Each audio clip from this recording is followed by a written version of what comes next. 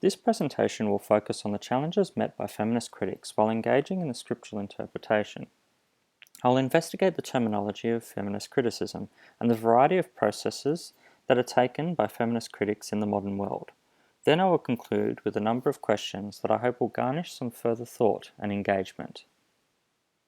Feminist biblical criticism is a wide term that can be applied in a number of ways. However, the general grouping of this term is a response, reappropriation, or rejection of biblical scriptures from the standpoint of feminism. The beginnings of the feminist interpretation in the modern context can be traced to the early 19th century with voices like Sarah Moore Grimke, who linked the Bible to the anti-slave movement, as well as women's equal rights. Elisabeth Cady Stanton followed from other feminist voices and believed the Christian Bible was filled with sexist overtones. Stanton embarked on an ambitious project of reappropriation of the biblical text and commentary in a specific women's Bible. The two-volume Bible was released in 1895 and 1898. This pioneering, however, failed to significantly change the establishment until after the women's rights movement. Nevertheless, it is worthwhile recognizing these beginnings and the magnitude of the task that Cady Stanton completed. The very term feminist biblical criticism, according to Eryl W. Davies, is fraught with issues as it encompasses such a wide spectrum of interpretation, from those that are empowered by the central narrative to others who reject the corpus of Scripture entirely based on its patriarchal structure. Connecting these groups, however, is the general trend of the critics who do not claim to own the exclusive interpretation, as this is the general response that the feminist critics oppose. Instead, they prefer the standpoint of unlocking what they claim as the original or true message of the Scriptures. The approaches of modern feminist critics have been grouped by Davies as rejectionist, revisionist, and reader response. It is to these groupings that we now turn. Scholars that follow the rejectionist approaches to the Scripture seek to reject the entire corpus due, according to them, its irrevocable sexist overtones. Mary Daly, for example, argues for to drop the Scriptures, but not faith or religion.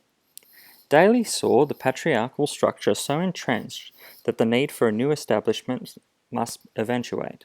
Approaches to the study of the Bible, or the efforts to find usefulness in some passages, is for rejectionists a waste of time.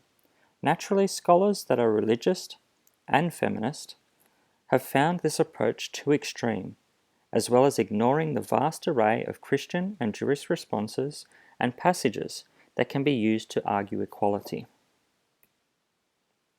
Unlike rejectionist approaches, revisionist feminist critics seek to keep the faith and the Scriptures, while endeavouring to reinterpret the message for the modern audience. The historical critical method is heavily employed in the revisionist camp, along with other more theoretical or inventive approaches. Historical approaches of Carol Myers rediscovered women's important social role in the fabric of ancient Hebrew society, whereas literary approaches of Phyllis Trible recognized the usefulness of the Scriptures in both the Hebrew Bible and Christian Gospels. Women throughout the Hebrew Bible and Christian Gospels who sought to change history and their place in the corpus provide the opportunity for revisionists to highlight what they believe is the true message of the Scriptures. Elisabeth Schüssler Fiorenza is integral in the revisionist camp and believes that women have been purposely written out of the Bible and therefore employs a historical critical methodology to restore their place. This involves reading between the lines to find the clues in the silence.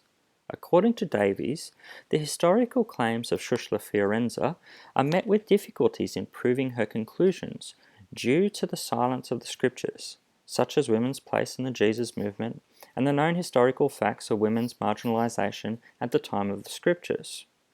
There has, however, been legitimate and substantial study on the place of women in the early Christian communities by scholars such as Wendy Cotter, and their importance is understood, substantiating some of the claims of Schüssler Fiorenza with Paul's reference to the wide variety of women as central to communities. Unlike the revisionist reliance on the historical or hidden aspects of the scriptures, the alternate reappropriation is defined by Davies as feminist reader response criticism. Judith Fretterly proposed that American classical literature, which is written by men and for men, necessitates an oppositional critical reading for the feminist interpreter. Feminist reader response critics use Fretterly's theorem in place of the scriptures, as they by and large are also written by men and assumed to be for men. The reading against the grain, such as Miki Bar, seeks to lay aside the obvious while highlighting what is obscured or hidden. This interpretation alters the reader from a passive observer to a necessitated active role of interpretation. Reader response critics believe the author's job is complete after the text is written, and the meaning of the text cannot be discerned in a vacuum. It follows that the reader's job is to work the text. In literary terms, the feminist reader response critic is the dissenting reader, or as Fretterly coined, as the resisting reader.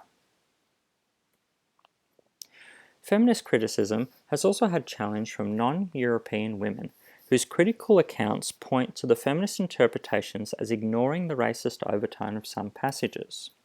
The womanist movement seeks to correct this course by melding feminism and non-European rights movements to interpret the scriptures in their own unique fashion. Miriam, who questions Moses, and heralded by feminist scholars as a premium example of women's important place in the Bible, also questions Moses' choice of a Cushite wife, who is generally thought to have had black skin. The oversight by revisionist feminist scholars is evidence for the womanists of the exclusiveness of feminism as a white European endeavor. Womanist accounts tend to side with the wife of Moses in this account, and not Miriam. Similarly, they side with Hagar, the servant of Abraham and mother of Ishmael, as she epitomizes the plight of Africans in the slave trade. Phyllis Trible's insights under the title of Literary Feminist Readings is differentiated by the fold and highlighted as a womanist interpretation by Davies, as her expansions on scriptural women such as Hagar, Tamar, the unnamed woman, and the daughter of Jephthah are the real victims of the Bible, the ones who can shine a light on the difficult unanswered questions of the faith for the oppressed. As we have seen, the interpretations of what is grouped as feminist scriptural interpretation is wide, and this brings us to a number of questions that will prompt further discussion. Rejectionist feminist scriptural criticism calls for the dismissal of the scriptures to create a new faith. Are the critics of this process correct in their belief that this destroys the existing religion and therefore is an unwarranted approach, or is it possible to reject the scripture and still keep the faith?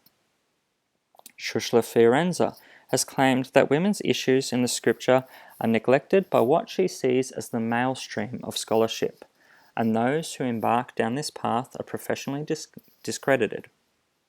Granted the extensive amount of scholarly research now in this field, and Schüssler Fiorenza's own esteemed position as chair at Harvard University, is this claim a matter of the past? Therefore, is feminist scriptural criticism still limited by an oppressive male stream? Finally, feminist critical accounts often clearly define their intentions of reading the scriptures, arguing for removal or questioning the authority of the text. This conscious process goes against the prospect of an objective scholarly approach and assumes that so-called objective critical accounts may be misogynistic. Alternatively, Davies identifies room for discourse between feminist, womanist, and the male stream biblical scholars, so that one day the reading will no longer be distinguishable, rather ingrained in the wider critical practice. Is it therefore correct that there are only feminist readings and those that chant sexism, or is there a hope for a holistic critical methodology? Thank you, and for the full bibliography of this presentation, please check the information below.